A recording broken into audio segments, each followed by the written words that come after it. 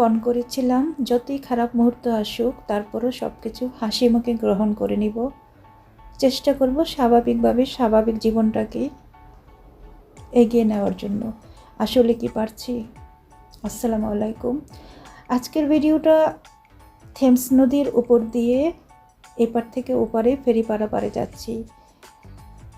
আজকের এই দিনটি আমার জীবনে যে কতটা স্মরণীয় সেটা আমি কাউকে বোঝাতে পারবো না। এতদিন আসছি যে আগুন লেগে তার ঘর বাড়ি পুড়ে গিয়েছে, কিংবা ডুবে মরেছে, অথবা হাত কেটে পা কেটে পঙ্গু হয়ে বাসায় বসে আছে। এটা শুধু শুনেছি, কিন্তু এর কষ্ট সরাসরি বুঝতে পারিনি। আজ যখন আমি একই পথের যাত্রী, আমি বুঝতে পারছি যে এই পরিবারগুলো কতটা কষ্ট সহ্য করে। আমি প্রতি মুহূর্তে টের পাচ্ছি।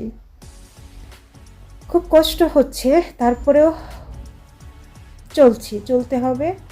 আলহামদুলিল্লাহ, আল্লাহ পাক আমাদেরকে বাঁচিয়ে রেখেছেন। আরও কিছু হতে পারত, তারপরও সব কিছু থেকে ঊর্ধ্বে হলেও আমরা 3 জন বেঁচে আছি।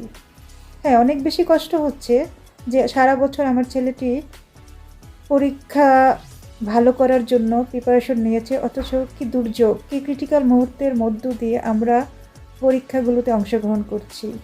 নিজের বাসা তো নেই, নিজের বাসা থেকে পরীক্ষা দিতে যাব সেটাও খুব কষ্টকর। তাই শুভাকাঙ্ক্ষীদের বাসায় থেকে তাদের গাড়িতে করে যাচ্ছি। আমি 9 তারিখেও ভাবিনি যে আমাদের জীবনে এমন কিছু হবে, কিন্তু সেটাই হয়েছে। হয়তোবা আল্লাহ পাক নির্ধারিত করেই রেখেছিলেন এই দিনটিতে এরকম হবে। তারপরেও সবার উপরে বেঁচে আছি, এটাই বা কম কিসের।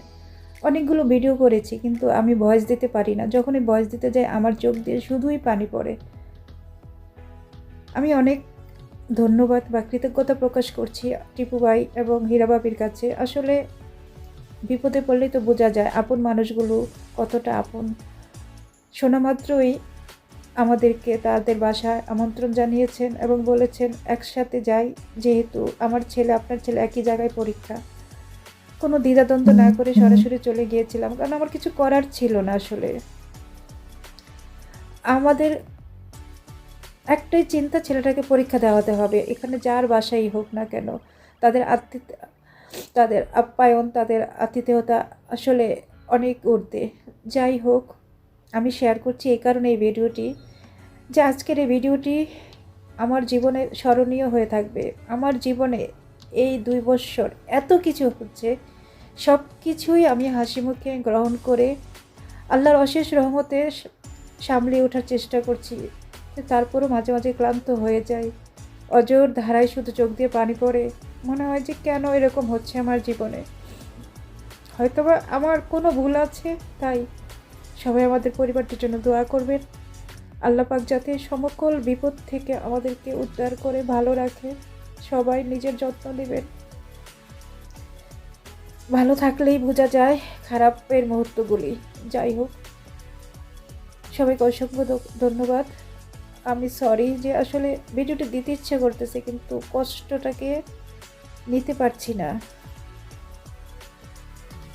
সবাই আমার জন্য দোয়া করবেন, আমি যাতে এই কষ্টের মুহূর্তগুলো কাটিয়ে উঠতে পারি।